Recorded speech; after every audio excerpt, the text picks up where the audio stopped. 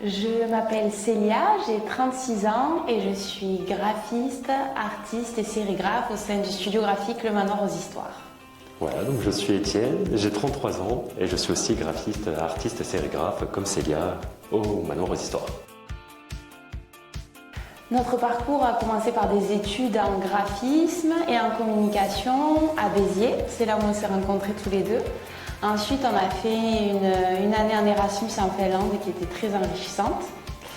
Et puis à la fin de nos études, on s'est très vite lancé à notre compte, on a fait des petits jobs alimentaires, puis on s'est lancé à notre compte. Et là, ça fait vraiment 4 ans qu'on fait ça à plein temps. Focus graphisme pour l'impression et sérigraphie d'art. Design Couleur. Et artisanat. Notre concept donc c'est voilà, de faire toute cette activité donc, de graphisme et puis dernièrement c'est d'avoir développé une activité de sérigraphie d'art. Voilà, donc on imprime nos propres créations en série limitée et voilà, c'est d'apporter plein de couleurs, des designs qui plaisent, qui pètent et tout ça, donc voilà. Ce qu'on aime le plus, c'est la couleur et nos inspirations se portent sur plein de choses. Donc bien sûr, il y a le terroir, il y a notre enfance, les souvenirs d'enfance, mais il y a aussi quelqu'un qu'on peut croiser dans la rue, plein de choses. Tout à fait.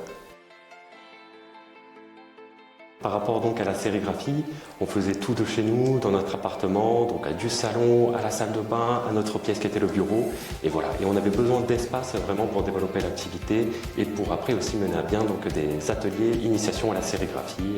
Tout l'accompagnement aussi qui nous est proposé, donc ça c'est vraiment très bien. On est dans un écosystème qui est porteur avec d'autres entrepreneurs qui sont autour de nous. Donc voilà, on peut communiquer avec eux, s'entraider et donc ça c'est vraiment très enrichissant. Savoir bien s'entourer, voilà, ne pas hésiter à communiquer avec des gens, à se nourrir aussi de leur expérience et voilà, et de rester déterminé et donc de croire en son projet.